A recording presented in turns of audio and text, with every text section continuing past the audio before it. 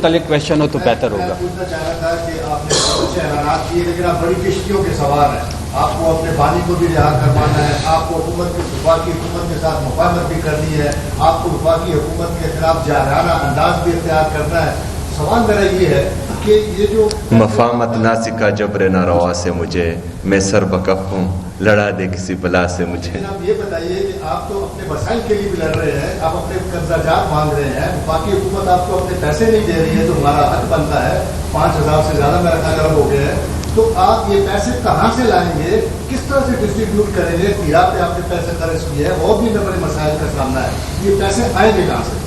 बिल्कुल आपने ठीक कहा। कल जो हमारी मीटिंग थी उसमें वज़ीर ख़जाना भी थे वफाकी हुकूमत के, और मुज़म्मिल भाई ने जो हैं उनको वो एक एक चीज़ बताई जो 4,758 अरब रुपए हमारा बनता है।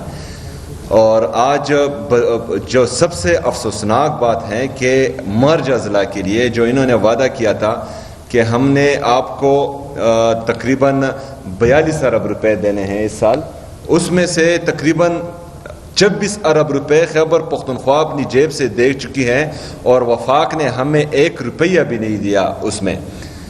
लेकिन हम क्योंकि मर्ज अज़ला सूबे का हिस्सा बन चुका है और वो ऑलरेडी जो है पाकिस्तान के लिए कुर्बानी दे रहे हैं, उनको हम इस तरह छोड़ नहीं सकते, तो हम दे रहे हैं। अल्हम्दुलिल्लाह खैबर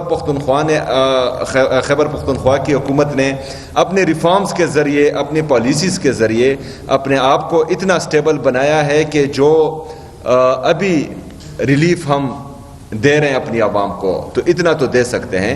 बाकी जिस तरह जो है बाकी सूबों को बोरियों के मुंह खोल खोल कर पैसे दिए जा रहे हैं और जहाज़ ख़रीदे जा रहे हैं और शाखर्चियाँ करवाई जा रही हैं, अगर हमें हमारा हक भी दे दिया जाता, हम एक्स्ट्रा नहीं मांगते, तो इससे ज़्यादा हम अपनी आवाम के लिए कर सकते थे।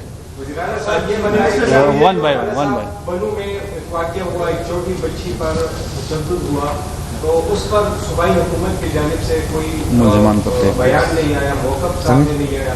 इस पर ज़रा बताएं कि उस पर आप एक्शन लेंगे, आपने हुक्म दिया है कि उसकी इन्वेस्टिगेशन हो? देखें, जो भी वाक़या होता है और उसमें जो है कोई भी बंदा, कोई भी शख्स कानून हाथ में लेता है तो उसके साथ जो है सख्ती से पेश आया जाएगा, और इसके लिए बाकायदा जो है IGP साहब को हिदायत मिल चुकी हैं। रियाज भाई मोटरसाइकिल ओनर्स के लिए, मोटरसाइकिल के साथियों ने उनके लिए पेट्रोल में इजाफा जो है वो सूबाई हुकूमत की तरफ से देने का वो किया है। यकीनन ये बहुत बड़ा ऐलान इस हवाले से कि आपको पता होगा कि पाकिस्तान में ज़्यादा यूज़र जो है पेट्रोल के वो मोटरसाइकिल वाले ही है, और इस सूबे में भी यही होगा। इसका सर ज़रा वजाहत कर दें कि क्या तरीक़ेकार होगा, ये जो 2 किस्तों में आपने बात की है, इसका टोटल कितना इस पर खर्च आएगा, ये रिलीफ जो है रिलीज की सतह तक?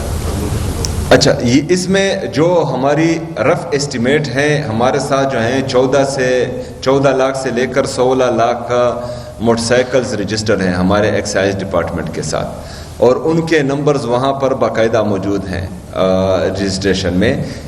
लेकिन अगर जिनके नंबर्स नहीं हैं या अकाउंट नंबर्स नहीं हैं तो उनसे बाकायदा वो मंगवाए जाएंगे, और उनको जल्द ही जो है ये रिलीफ डोर स्टेप पर ही इंशाअल्लाह ताला मिलेगा। जैसे ईदी रमज़ान पैकेज में 3.5 अमाउंट अकाउंट में डायरेक्टली जाएगा। मैं बता देता हूँ कि ये जो 1100 रुपये होंगे, जिसकी बाइक नाम पे होगी उसके जो है ईजी पैसा या बैंक अकाउंट में उसको पैसे ट्रांसफर हो जाएंगे, जैसे रमज़ान पैकेज के लिए।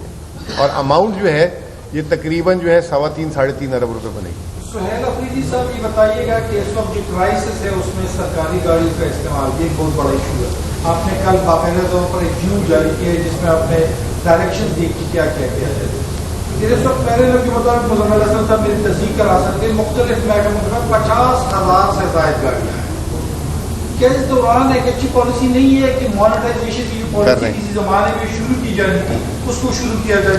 इस हवाले से इस वक्त सूबाई हुकूमत क्या कर रही है, ये सरकारी मुलाजिमीन पर। और इसके साथ ही है कि मैंने सुना है, आप तस्दीक करा दें कि जो एडिशनल डिस्ट्रिक्ट सेशन जजेज है उसके लिए बाकायदा तौर पर हाई कोर्ट की जानिब से ये पॉलिसी अनाउंस कर दी गई है। प्लीज़। ये जो एडिशनल हाई कोर्ट के जजेस वाली पॉलिसी वो मैं ही बना रहा था उनके साथ बैठ के, और वो मैंने ही मोनेटाइजेशन वाली जो है 80,000 से लेकर 1,90,000 तक, जिसमें ड्राइवर, गाड़ी और पेट्रोल सारा कुछ होगा, تو وہ گاڑی بھی ان سے واپس لے لی جائے گی, ڈرائیور بھی واپس ہو جائے گا. اور اسی پالیسی کو رکھتے ہوئے, مد نظر رکھتے ہوئے, انشاءاللہ تعالی ہم اس بجٹ میں کسی ایک گریڈ 17 یا 18 کے گریڈ آفیسرز کی بھی یہی مانیٹائزیشن پالیسی کو لے کر آ جائیں گے. تو یہ کام شروع جو ہے ہائی کورٹ کے ساتھ باقاعدہ جو ہے ساری کنسلٹیشن ہم نے کی ہے, اور یہ پیکیجز بھی میں نے ہی تقریباً ان کے ساتھ فائنل کیے ہیں. اور دوسری چیز یہ کہ جب یہ ہائی کورٹ نے باقاعدہ یہ سپریم کورٹ کو بھیجا پھر تاکہ وہ ان سے بھی رائے لے لیں, سپریم کورٹ نے بھی بولا کہ یہ اتنی زبردست چیز کریں کہ باقی پورے پاکستان کے بھی کورٹس میں اور باقی اپر کورٹس میں بھی اس کو لے کر آیا جائے. تو یہ انیشیٹو ہم نے لی ہے. اور یہ جو آپ نے دوسری بات بولی 50,000 گاڑیوں کی, اور یہ اس پہ بھی اب مرحلہ وار جو ہے اس کو ہم ختم کر دیں گے, کیونکہ آن لائن میٹنگ شروع ہے, آن لائن میٹنگز. اور یہ جو آپ کل آپ نے فائنانس کا اعلامیہ بھی دیکھ لیا, جو گاڑیاں ہیں وہ سرکاری ملازمت کو ملازم کا بیچ دیں گے, مطلب ان کی ذمہ ان کی وہ خریدے گا ان سے ان کی مانیٹائزیشن کی طرح کی پالیسی. کیا یہ پالیسی آن دا کارڈ ہے؟ آن ریکارڈ جی ہے, آن کارڈ ہے. ہاں بالکل ہے. اور یہ ابھی آن کارڈ کا کیا مطلب حکومت یہ فیصلہ کرنے والی ہے کہ ان گاڑیوں کو مانیٹائز کیا جائے, سرکاری ملازمین کو دیا جائے؟ پہلا فرسٹ اسٹیپ میں یہ ججز والا ہم نے کر دیا, تقریباً سمری آنے والی ہے, اسی کو ریپلیکیٹ کریں گے ہم سرکاری ملازمین میں مرحلہ وار, ایک ساتھ نہیں کر سکیں گے. پہلے 17 گریڈ سے شروع کریں گے, پھر 18 اور پھر اس طریقے سے شروع کریں گے. یہ ٹھیک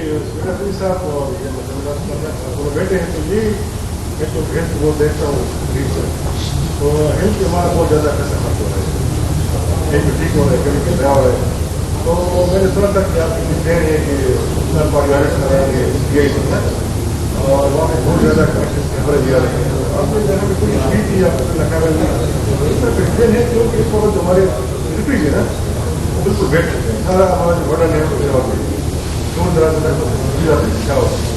اس کے بعد بالکل آپ جو ہے حاصل ہے یا کام نہیں کرنے جا رہا ہے, وہاں پہ بہت زیادہ ضرورت ہے. یہ تیسری گورنمنٹ ہے ہماری, ہم نے ایک نیا تعلیم بنایا جس میں دور ہے نا, اور پورا بارڈر ہے پورا پیسہ ہو جا رہا ہے.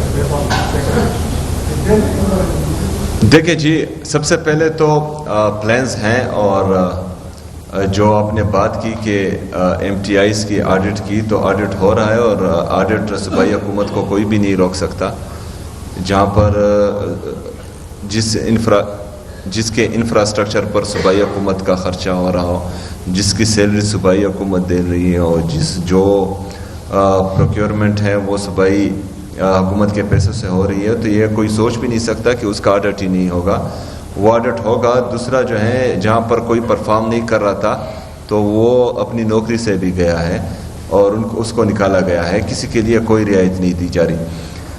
تیسری بات جو آپ نے ہیلتھ سسٹم کی ہے, تو ابھی آلریڈی ہمارے ساتھ جو ہیں ہاسپٹلس تھے, ان کو ریویمپ کرنا تھا. ابھی آپ جو ہیں ایچ ایم سی میں دیکھیں, وہاں پر جو ہم نے ریویمپنگ کی ہیں وہ کوئی سوچ بھی نہیں سکتا تھا. پرائیویٹ ہاسپٹلز میں بھی اس طرح کی چیزیں نہیں ہوتی.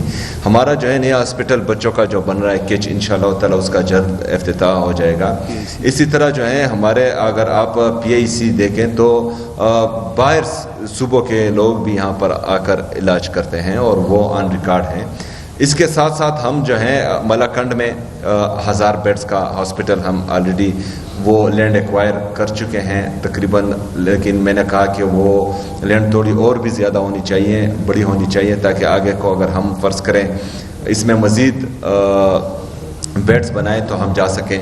پشاور میں 5000 بیڈ کی جو ہم نے بیڈز کی ہاسپٹل سٹی کا اعلان کیا تھا, اس پر کام جاری ہیں, وہ بھی تقریباً آخری مراحل میں ہیں. اور اس میں جو ہے ہم انشاءاللہ تعالی آپ کو بہترین سسٹم لا کر دے رہے ہیں. اس کے ساتھ ساتھ ہم کوارٹ میں بھی 1000 بیڈ کا اعلان کر چکے ہیں ہاسپٹل کا. تو یہ ابھی جو ہے نئے ہاسپٹلز بھی بنتے رہیں گے, لیکن سب سے ضروری جو ہے, جو میں سمجھتا ہوں میرے نزدیک, وہ جو موجودہ ہیلتھ سسٹم ہے اس کی ریویمپنگ ہے. تو اس کے لیے ہم باقاعدہ نان اے ڈی پی میں جو ہمارے ڈی ایچ کی ہاسپٹلز ہیں ان کی ریویمپنگ کا باقاعدہ اعلان کر چکے ہیں. آئندہ آنے والی اے ڈی پی میں ہمارے جتنی بھی بی ایچ یوز ہیں, جتنی بھی آر ایچ سیز ہیں, ان کے لیے ریویمپنگ کا باقاعدہ اے ڈی پی ہوگا, اور انشاءاللہ تعالی اس کو ہم ریویمپ کریں گے. اس کے ساتھ ساتھ ابھی ہم جو ہیں مارچ کے اختتام تک ہمارے 2400 ڈاکٹرز اور جتنا بھی ہمارا ٹیکنیکل سٹاف ہے تمام ہاسپٹلز میں وہ مکمل ہو چکا ہوگا انشاءاللہ تعالی، اور وہ باقاعدہ ایڈورٹائز بھی ہو چکا ہے اور ان کے واقع انٹرویوز بھی شروع ہیں. تو صحت پر ہماری خاص توجہ ہے، اور یہ ہمارے عمران خان صاحب کا ویژن تھا، اور انشاءاللہ تعالی اس کو ہم اس طرح جو ہے نہیں جانے دیں گے انشاءاللہ. ICU بیڈ بھی ابھی جو پیٹرول کی جو پرائس ہے انٹرنیشنل مارکیٹ میں اگر دیکھیں تو 80 روپے فی لیٹر جو اب نہیں ہے نا، اس قیمت بڑھ گئی ہے.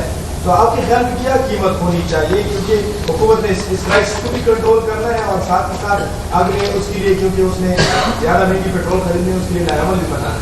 دیکھیں عمران خان کی طرح نہیں مطلب دلیر آدمی تھے نا وہ، تو وہ 24 روپے تو انہوں نے جیب سے دے دیے تھے.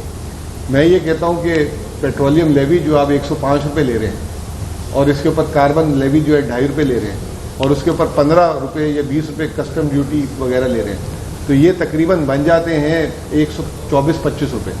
تو 350 کا پیٹرول ہے، تو 200 روپے جو ہے اس وقت عالمی. اچھا، پھر اس کے بعد جو پیٹرول پمپ کا جو کمیشن اور OMC کا کمیشن، یہ دونوں کا ملا کے 16 روپے الگ ہے، ٹھیک ہے نا. تو 182-180 روپے آج کی جو اس وقت بڑی بھی قیمتوں میں عالمی مارکیٹ کی قیمت ہے، باقی کمیشن اور ٹیکس ہے. اب حکومت اس میں خود کتنا ایڈجسٹ کر سکتی ہے، تو حکومت یہ تو ان کا کام ہے نا کرنا. جو کرے گی نہیں، جو کبھی کرے گی نہیں، جس میں 822 ارب روپے میں نے آپ کو بتا دیا انہوں نے کلیکٹ کیا. دوسری چیز یہ کہ جو عالمی مارکیٹ میں جو قیمتیں بڑھی ہیں، صرف پاکستان کے لیے تو نہیں بڑھی نا. آپ چیک کریں انڈیا نے کتنی بڑھائی ہے اس دوران، بنگلہ دیش نے کتنی بڑھائی ہے، ان ممالک نے کتنی بڑھائی ہے. تو میں یہ سمجھتا ہوں کہ یہ ایک IMF کا دباؤ بھی ہے. دوسری طرف کیونکہ حکومت کو لت لگ چکی ہوئی ہے یہ پیٹرولیم لیوی سے ٹیکس کلیکٹ کرنے کی، تو یہ جو ہے حکومت اپنے ریونیو کے شارٹ فال جو ہے غریب عوام سے پورا کر رہی ہے. آخری میں CM صاحب آپ کو بھی یاد کراؤں، جب 2022 میں پیٹرول کی قیمتیں خان صاحب نے کم کی تھی، تو اس وقت 18% سیلز ٹیکس بھی تھا، اور وہ 18% سیلز ٹیکس صفر کر دیا تھا اس وقت، اور آج تک وہ صفر. آج تک یہ حکومت بھی اس کا فائدہ اٹھا رہی ہے، اور وہی IMF جس کا کہتے ہیں IMF مانتی نہیں ہے، اسی IMF سے قبول کرایا، اور آج تک IMF نے ابھی تک حکومت کو نہیں بولا کہ سیلز ٹیکس پیٹرول پہ لگاؤ. باقی سیلز ٹیکس پاکستان کی ہر شے پہ ہے، چاہے سیمنٹ ہے، چاہے چینی ہے، چاہے دودھ لینے جاتے ہیں. یہ خان صاحب اس وقت کرا کے گئے تھے 2022 میں، اور ابھی تک اگر وہ 18% سیلز ٹیکس بھی ہوتا تو اس وقت پیٹرول کی قیمت آپ کی 380 روپے ہوتی. حکومت کے دور میں بہت سے مسئلے شروع کیے گئے تھے، جس میں خاص کر سڑکیں تھیں جو لوگوں کے کافی گزر رہی ہیں، وہ تو ہر کمپلیٹ نہیں ہے. اس سے پہلے جو زیادہ تر کوششن کیا تھا پھر ایک سال میں کمپلیٹ کرنی، جو مگر گزر آتا تھا کہ بیٹھ گئے انہوں نے کیا مگر ہر کمپلیٹ نہیں ہے، لوگوں سے محنت بھی بنا رہے. دیکھیں جی، سب سے پہلے تو ایسا کوئی بھی منصوبہ شروع نہیں کرنا چاہیے جو ہیں برائے وقت تو صرف اعلان کی حد تک ٹھیک ہو، لیکن پھر اس کے پورا کرنے کے لیے وسائل نہ ہوں. بدقسمتی سے ایسے منصوبوں کے اعلانات کیے گئے اور ADP میں ڈالا گیا جس کی لاگت جو ہیں وہ 1 ارب روپے ہیں، اور اس کا ایلوکیشن انہوں نے جو ہے صرف 50 لاکھ روپے رکھا ہے. تو 50 لاکھ کا مطلب کہ وہ منصوبہ 200 سال میں مکمل ہوگا. تو یہ جو ہیں یہ صوبوں کا بیڑا غر کرتے ہیں، اور یہ صرف پھر سیاسی فائدوں کے لیے ہوتا ہے، اس سے علاقے کا فائدہ نہیں ہوتا. ہم نے اس طرح کیا کہ اس جو تھرو فارورڈ تھا ہمارا، وہ تقریباً 13 سال سے ہم 5.5 سال تک لے آئے ہیں. 1 سال میں تو نہیں، لیکن جو ترقیاتی منصوبے شروع ہیں اور جو ہمارے ساتھ لائبلٹیز ہیں پچھلی اور ابھی کی، تو انشاءاللہ جو ہم شروع کریں گے وہ 3 سال کے اندر کمپلیٹ کریں گے.